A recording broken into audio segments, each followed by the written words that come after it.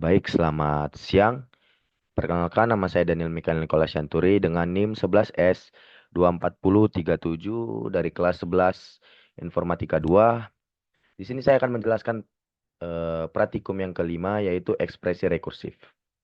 Baik, apa sih itu rekursif? Jadi rekursif itu adalah sebuah fungsi yang dimana fungsinya itu memanggil dirinya sendiri untuk menyelesaikan suatu masalah.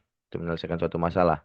Di mana pada rekursif tersendiri juga terdapat kondisi kondisi biasa untuk kondisi biasa atau kondisi basis untuk menghentikan proses yang dilakukan pada saat ini. Baik, di sini saya akan langsung menuju codingannya. Baik, codingan pertama yaitu saya akan menjelaskan yaitu tentang faktorial, di mana pada praktikum kelima studi kasus yang pertama yaitu faktorial, di mana P5 menamai codingannya itu P5 SK1 titik Haskell, yaitu praktikum 5 studi kasus 1 dot Haskell. Baik, pada studi kasus yang pertama yaitu faktorial, di mana fungsi faktorial n menerima masukan sebuah bilangan n yang dimana mengembalikan nilai dari n faktorialnya. Fungsi untuk menyelesaikan faktorialnya itu sendiri dengan cara rekursif. Kita ketahui bahwa hubungan rekursif yang berlaku adalah n faktorial sama dengan eh, n faktorial sama dengan n tidak sama sama dengan n min 1 faktorial. Eh, Berarti di sini kita bisa melihat bahwa fungsi faktorial itu digunakan untuk menghitung faktorial dari sebuah bilangan bulat. Contohnya 5 faktorial, 5 faktorial berarti 5 kali 4 kali 3 kali 2 kali 1. Seperti itu. Terus di sini adalah bagian program yang dieksekusi pertama kali saat kita menjalankan programnya, di mana fungsi seperti tombol mulai untuk mengambil input dan memberikan outputnya. Jadi faktorial n sama dengan if n lebih besar daripada nol. Dan berarti faktorial n min 1 jika n lebih dari nol, fungsi akan memanggil dirinya sendiri atau bisa disebut dengan rekursi dengan nilai n. Jadi di sini saya akan mencoba ngeran dari eh, meran dari studi kasus yang pertama.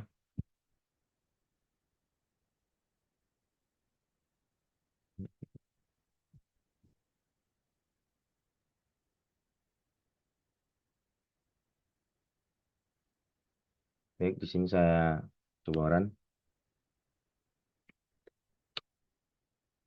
Saya buat pada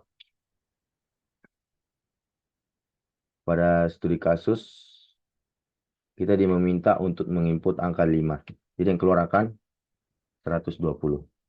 Begitu juga begitulah yang bisa saya jelaskan dari eh, praktikum 5 studi kasus yang pertama tentang faktorial. Di sini saya akan menjelaskan praktikum kedua pada praktikum kelima pada studi kasus yang kedua tentang pangkat. Baik, di mana studi kasus kedua ini tentang pangkat ini kita diminta untuk menerima masukan dua buah bilangan A dan juga bilangan N, di mana mengembalikan nilai dari AN yaitu fungsi untuk menyelesaikan perpangkatan dengan cara rekursif juga, di mana diketahui bahwa hubungan rekursif yang berlaku adalah AN sama dengan A tidak sama dengan AN min 1 dengan basis A0-nya sama dengan 1. Jadi nanti kita coba menginput angka yang diminta, yaitu kita menginput angka 2 pangkat 5 itu berapa begitu. Baik, sini saya akan menjelaskan tentang pangkat, di mana fungsi pangkat sendiri itu definisinya digunakan untuk menghitung ada pangkat NNN, di mana adalah bilangan yang akan dipangkatkan dan nilai dan ada juga nilai pangkatnya. Baik, rekursinya pangkat eh, re- pada rekursinya pangkat AN sama dengan if n lebih besar dari nol dan A pangkat A. Jadi n min n n min 1 maka jika pangkatnya lebih dari nol maka fungsinya akan berjalan secara rekursif. Contohnya jika kita menghitung angka 2 232 jika dipangkatkan 323 prosesnya akan seperti pangkat 23 sama dengan 2 pangkat 2, 3, min 1. Jadi berprogres menggunakan sistem rekursi. Jadi fungsi main yang dipakai juga pada studi kasus yang kedua itu adalah fungsi utama yang menjalankan program itu. Jadi saat kita menjalankan program ini, bagian ini adalah bagian pertama kali dieksekusinya gitu. Jadi itu yang bisa saya jelaskan. Jadi kita akan mencoba memeran dari studi kasus yang kedua itu tentang pangkat. Kita akan mencoba ngeran new terminal.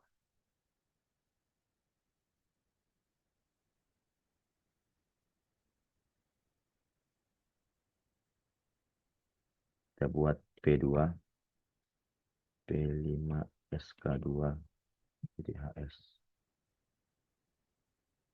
Maka kita run 2 pangkat 5.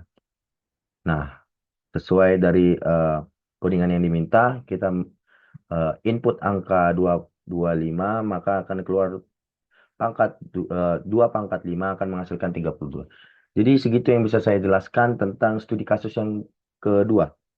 Baik, di sini saya akan menjelaskan studi kasus yang ketiga, Fibonacci. Jadi Fibonacci ini di mana fungsi Fibonacci itu adalah ABN. ABN di mana yang menerima masukan 3 buah bilangan bulat, yaitu ABN. Di mana A dan B adalah suku pertama dan kedua dari deret Fibonacci-nya. Dan fungsi mengembalikan nilai dari suku ke N dari deret Fibonacci.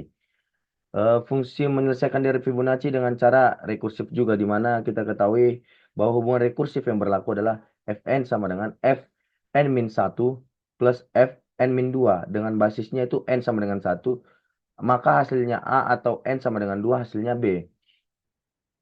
Jadi kita nanti bakal input angkanya itu, karena kita diminta input angkanya bebas, jadi saya akan menginput angka mungkin 555, maka menghasilkan berapa gitu. Berapa Fibonacci-nya. Baik, di sini saya akan menjelaskan analisis saya tentang definisi yang pertama. Fungsi ini digunakan untuk fungsi ini digunakan untuk menghitung urutan bilangan Fibonacci yang telah dimodifikasi. Biasanya urutan Fibonacci dimulai dengan angka 0 dan 1. Namun dalam kasus ini Anda dapat memulai dengan dua angka apapun yang Anda pilih, misalnya A dan B. Di mana pada kasus basisnya Fibonacci AB1 sama dengan A. Ya, jika kita meminta nilai dari urutan pertama dalam deret Fibonacci, fungsinya ini akan langsung mengembalikan angka pertama yang kita masukkan, yaitu A. Nah, pada AB2 sama dengan B, itu jika kita meminta nilai dari urutan kedua, fungsi ini akan mengembalikan angka kedua yang kita masukkan, yaitu B. Jadi rekursinya, di mana Fibonacci ABN sama dengan Fibonacci AB N-1 plus Fibonacci AB N-2. Yang ketika di mana urutan yang diminta lebih besar dari 2, fungsi ini menggunakan pendekatan rekursif untuk menghitung dua angka sebelumnya. Sebagai contohnya, jika kita meminta urutan kelima, program akan menghitung nilai urutan yang keempat dan ketiga terlebih dahulu. Kemudian menjumlahnya kedua hasil tersebut. Contohnya, jika kita ingin meminta atau mencari nilai dari Fibonacci 115 contohnya. Prosesnya akan terlihat seperti ini. Fibonacci 115, Fibonacci 114 plus Fibonacci 113. Kemudian untuk menghitung Fibonacci 114, program akan mencari nilai dari urutan 3, 2, dan seterusnya. Dan proses ini berlanjut hingga akhirnya mencapai angka dasar 1 dan 1 yang telah ditentukan di urutan yang awal gitu. Jadi kita akan mencoba ngeran dari Fibonacci ini. Kita coba ngeran GHC min O P3 P3 SK maaf P5 SK3 titik HS.